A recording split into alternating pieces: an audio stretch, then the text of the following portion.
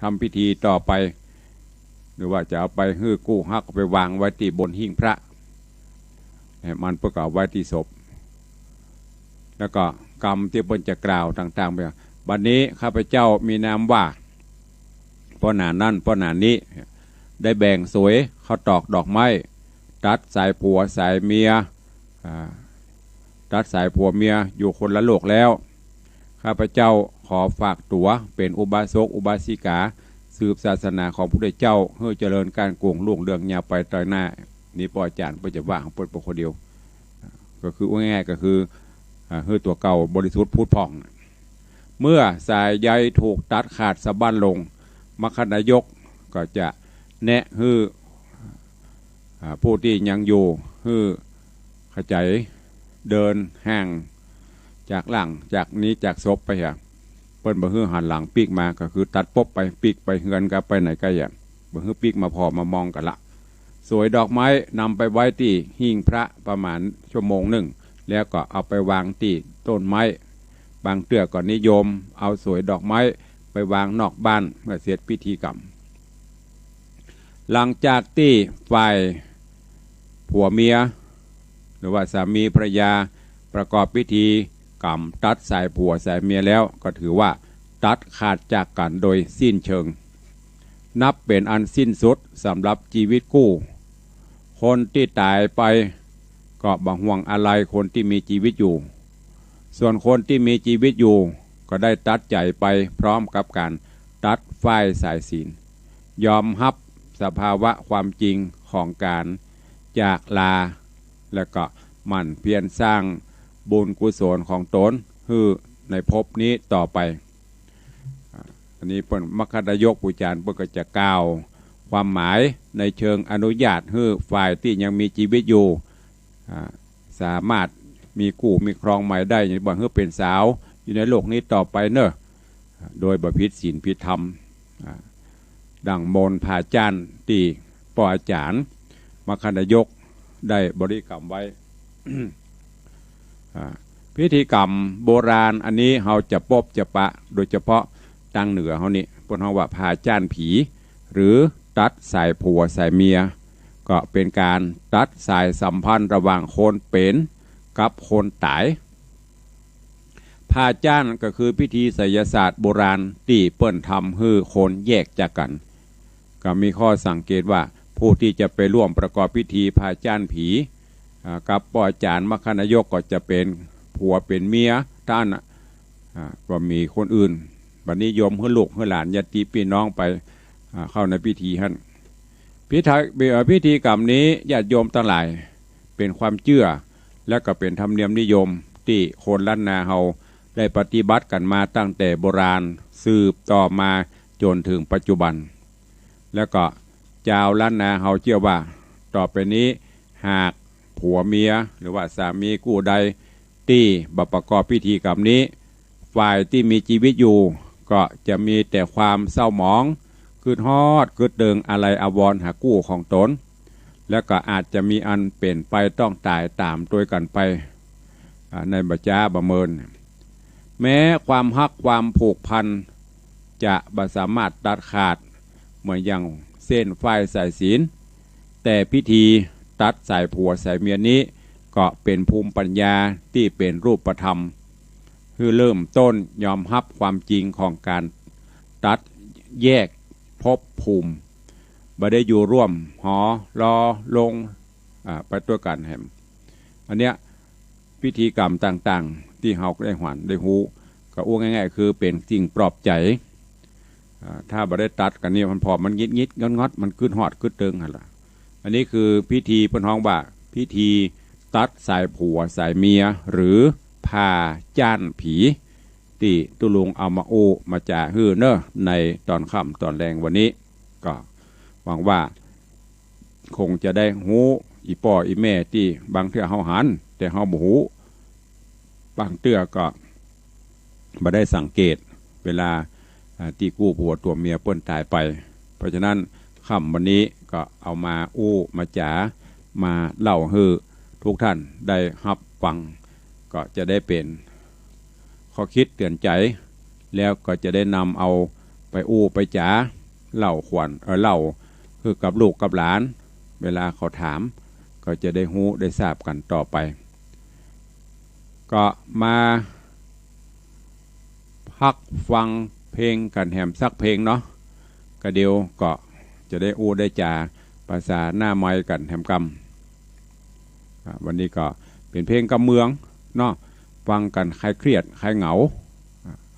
ฟังกันแบบฟังแล้วจะได้สบายกันดี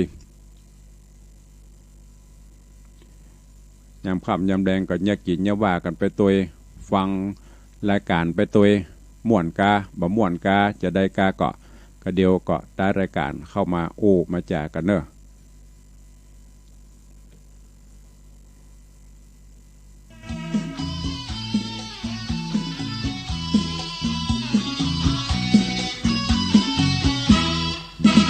ลุงใจจะขึ้นบ้านใหม่หลังงามย้อมผมดำสีเงางามปนแดงใส่เขี้ยวปลอมสีขาวแวววาวหวังจะยิ้มอวดสาวมอบตะวันลงแลงบ่าย3 โมงน้องอ่อนยังบ่มาลุงใจเสียท่าให้จนตาปอแดง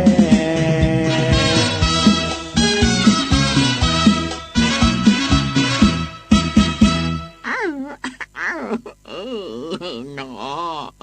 เฮ้ออุ้ยตายปั้นมาหอมเพื่อนใหม่กันทื่อๆมานั่งให้อย่างเพอ้าวไปบ่หูไหนอกไหนใจอุ้ยนี่เอเมล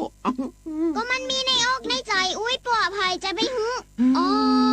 พี่อ้อนไม่ได้มาขึ้นหันใหม่อุ้ยมันก็เลยมานั่งให้เนี่ย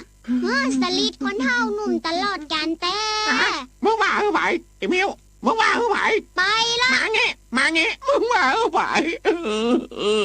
จำเติม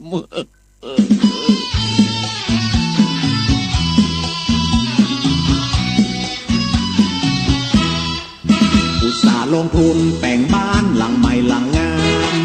ลุงเสียงสตางค์ไปตั้งหลายหมื่นหลายแสนอุ่นใจน้องอ้อนมาช่วยงานนอนค้างนอนแฮมเหลือก้าไอแซมมานอนแฮมกินผักกาดจอ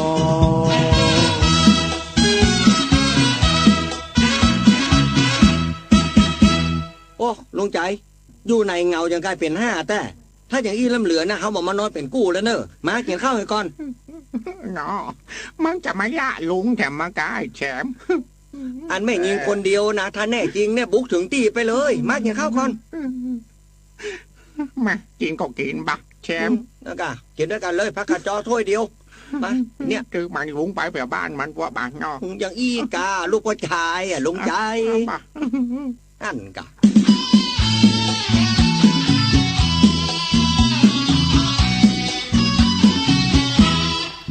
ทำบุญบ้านใหม่น้องอ่อนซ้ำบ่ได้มาวันแต่งวันดาลุงใจตั้งตาคอยรอสั่งศิลปินย่างก่อนจ้างปีจ้างซอวันนี้ลุงขอนั่งกินเหล้าเฝ้าร้านแห่งรอ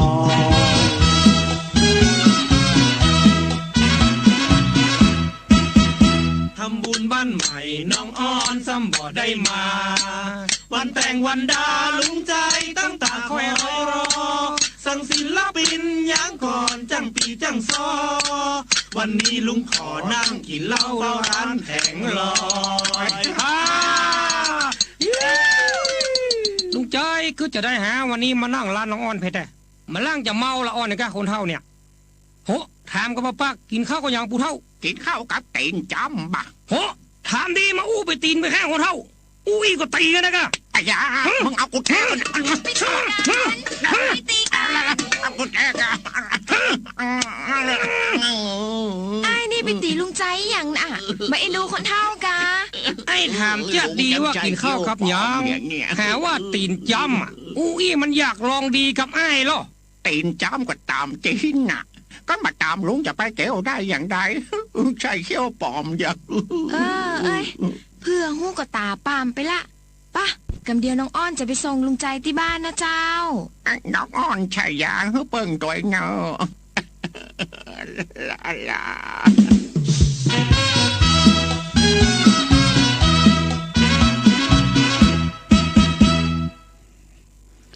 ก็ ก็ฟังกันเอาม่วนยำค่ำยำแรงเนาะส่งท้ายส่งตะวัน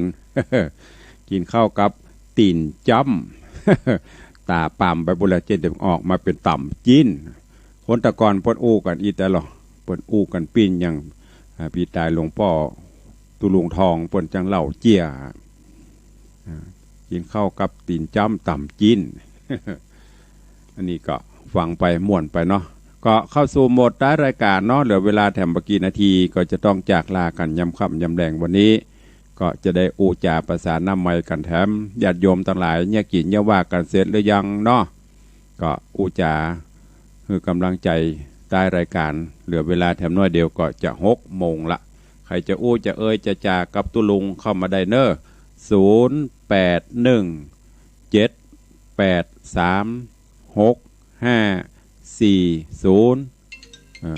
โอ้ไอบิวมาแหมหลับแหมหล่อม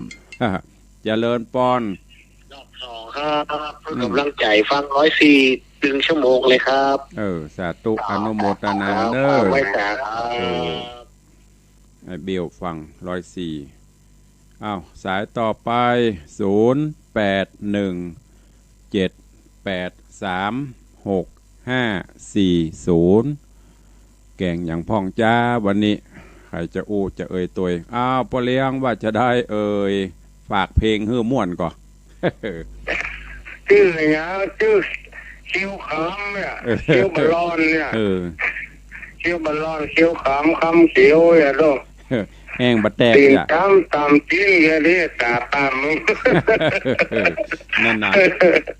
ทำดีอู้ม่วนนี่อู้กับติดก่อนอู้เป็นกันนี้ติดก่อนครูประธานตะวันผู้ปองนั่นผู้ครูพี่สีเสียบนเนอสาธุบุญรักษามากันเด้อรักษามากันครับไว้แต่ครับม่วนงานใกล้หัวกันเลยครับเจริญพรสาธุก็เปิ้นทางตุลุงทองเพราะว่าได้ก็ชื่อหยังชื่อแอ่งบัดแตกอย่างแอ่งบัดแตกก็แอ่งดีก็อีแดงหรอตุลุงปจะอูปจ้างเอามาสอนนะฟังของตุลุงนี่ม่วนดีอ้าวว่าจะได้เสือใต้วันนี้แกงยังมาล่างแกนมาล่างอันนี้ก็อันนี้ก็แกงอะไรตีนจ้ำแหมมากะม่วนเนาะกินข้าวกับปลาลิมปิ้งเจ้าทำดีอย่างเดียวพอแล้วดีละประหยัดมันตัวมันใหญ่เจ้ากินบะเชียงน่ะประหยัดดีไว้ผู้ให้เกิงเนอะเอาไว้ให้เกิงเอาสาธุอนุโมทนาเนอะเอาไว้กำลังใจสาธุขอบคุณโยมแม่ปราณีพยัคฆ์ไคหพลหนองแต้นสันปะตองกินข้าวกับป่าปิ้งไม่ใช่เป็นคนเท่าป่าปิ้งเนอะ เอาสายต่อไป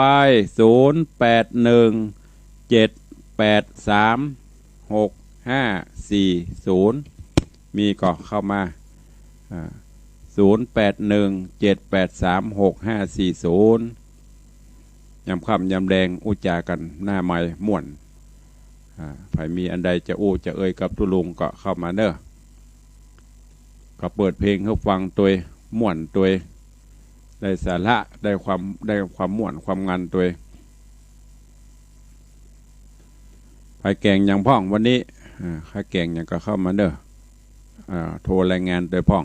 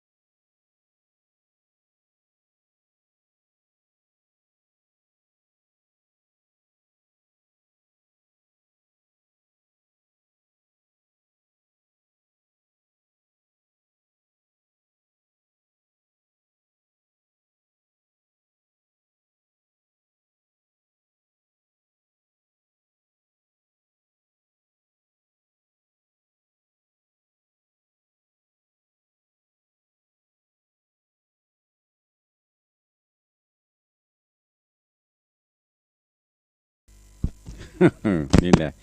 สุราเมรยะเนาะกินไปกตีกันไปพ่อเมียลูกยาย